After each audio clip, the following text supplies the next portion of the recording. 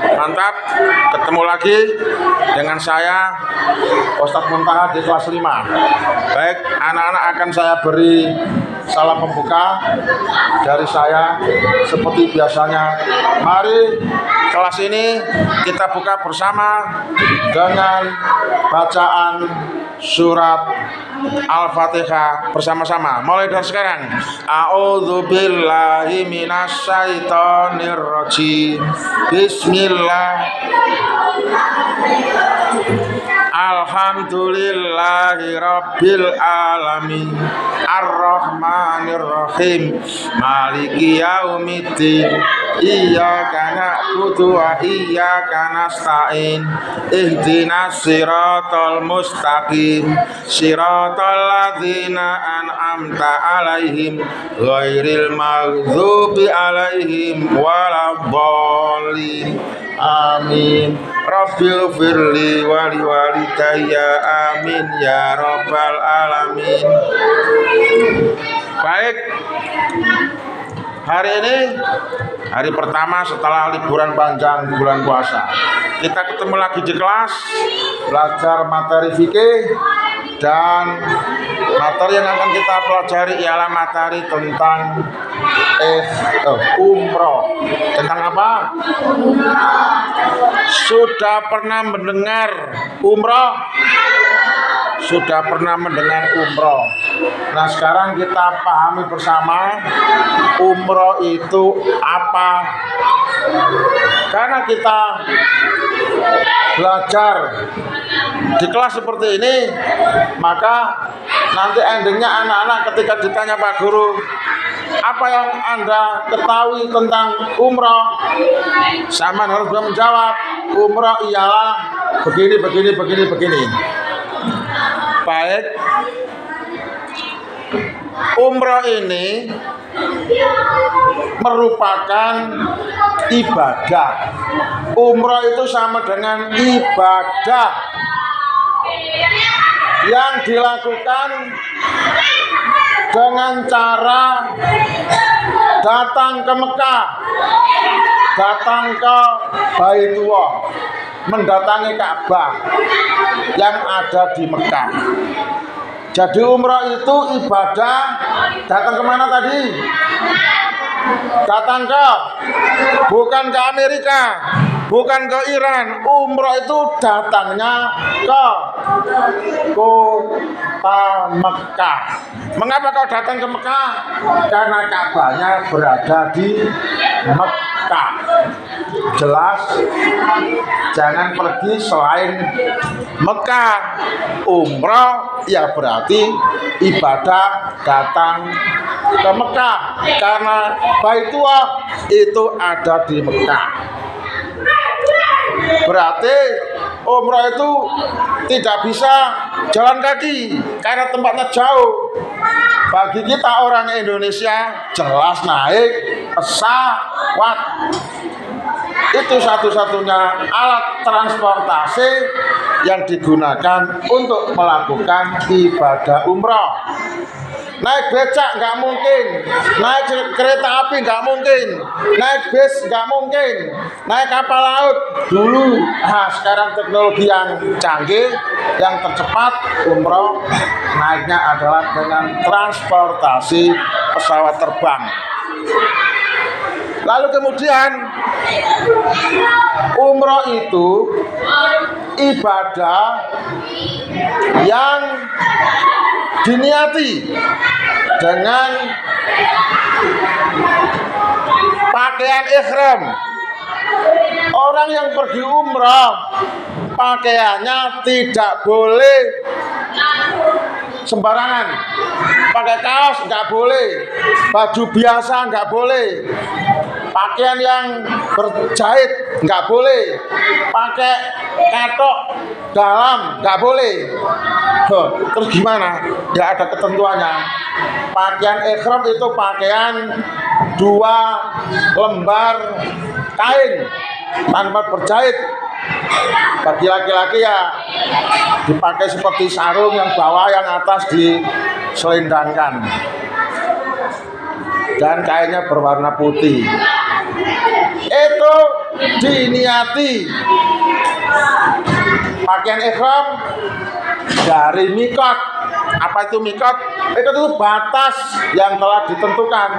Misalnya Ka'bahnya di situ, berarti batas mikotnya berpakaian ihram itu dimulai dari sini. Ada ketentuannya nanti di sana. Nah, setelah pakaian ihram dari batas mikot lalu masuk ke dalam zona, masuk ke dalam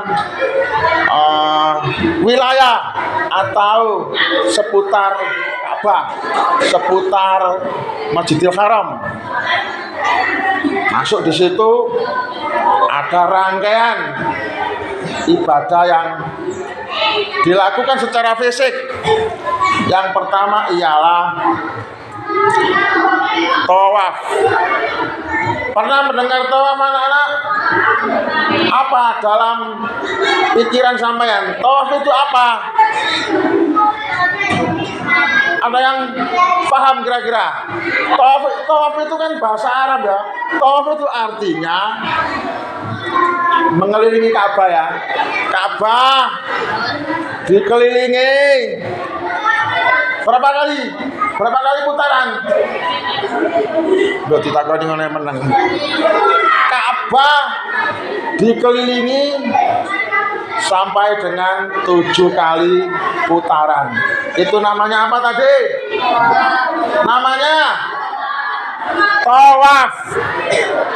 Jadi kalau sampean pergi tawaf, berarti sampean harus mengelilingi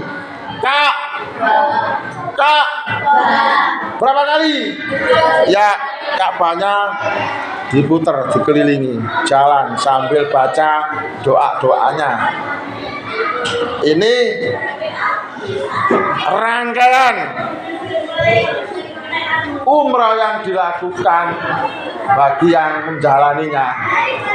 Pakaian ihram, lalu kemudian niat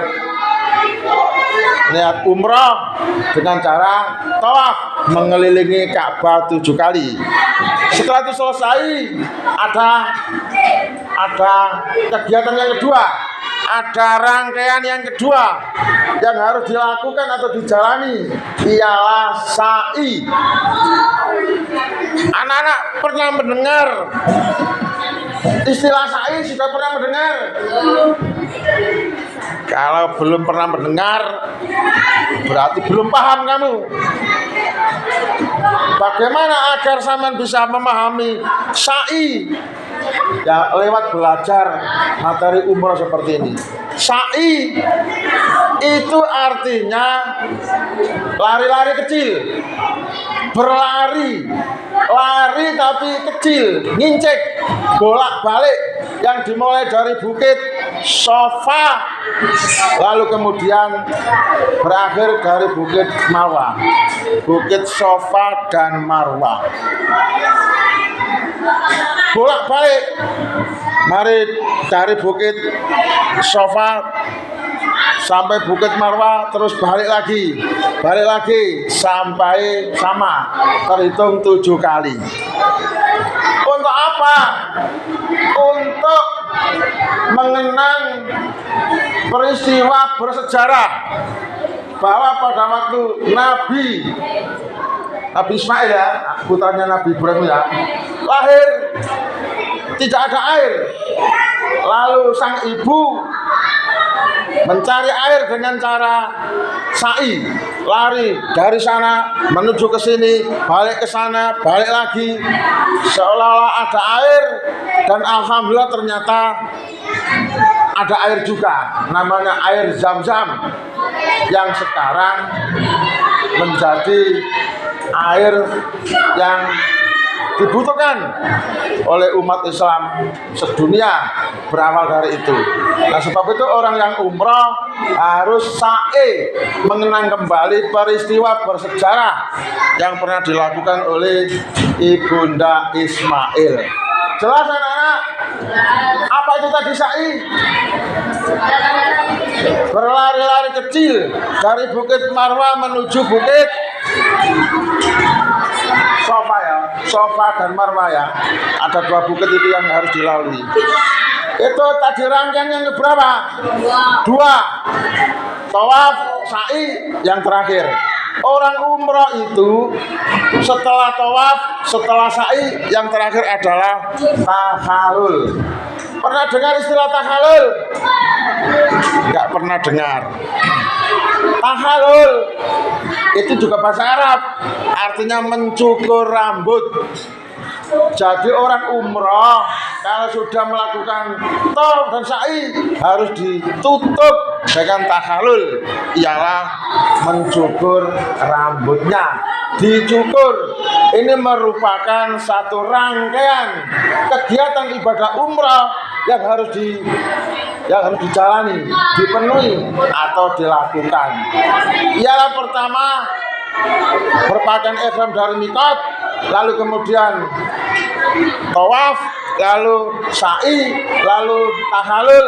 Setelah itu selesai, umrohnya selesai. Dan umroh ini mahal, 1 juta gak cukup, 10 juta gak cukup, 20 juta gak cukup, 30 juta masih kurang. Harusnya berapa? 50 juta baru bisa untuk umroh. Kalau gitu umroh itu mahal apa murah? Mahal. Bagi yang tidak punya uang jelas tidak bisa. Dan waktunya umroh itu sewaktu-waktu, kapanpun bisa. Hari ini bisa, besok juga bisa, bulan depan juga bisa. Yang penting punya duit dan di luar waktu ibadah haji. Waktunya di luar ibadah haji. Jadi umroh itu di luar ibadah haji. Kalau haji itu ada waktu yang khusus, ada waktu-waktu yang tertentu. Apa bedanya umroh dengan haji? Ya kalau umroh itu waktunya tidak ditentukan, bisa sewaktu-waktu. Kalau haji waktunya ditentukan, ialah waktu musim haji. Pelaksanaannya insya Allah sama. Ada ihram, ada mikot, ada tawaf, ada sa'i, dan tahallul. Semuanya adalah ibadah fisik. Maka orang yang pergi haji tidak hanya sekedar uangnya saja yang harus cukup, tapi fisiknya harus kuat, harus sehat. Kalau tidak mate. Seperti Mbak Yu saya mate. Di mana? Ya di sana. Kenapa? Karena fisiknya tidak sehat. Jelas, kalau kamu umrah ataupun haji, pastikan kesehatanmu adalah sehat. Jangan sampai sakit-sakitan, karena ibadah umrah adalah ibadah fisik di sana. Inilah penjelasan dari Pak Guru mengenai umroh. Nah sekarang setelah anak-anak mendengar, bikin konsep dengan bahasa sendiri, tulis dengan rangkaian kata-kata menjadi kalimat, kalimat menjadi paragraf. Latihan dari sekarang, jangan takut salah. Semoga bisa memahami apa yang dimaksud sama Pak Guru. Oke, selamat mencoba. Sekian, wassalam, dan terima kasih.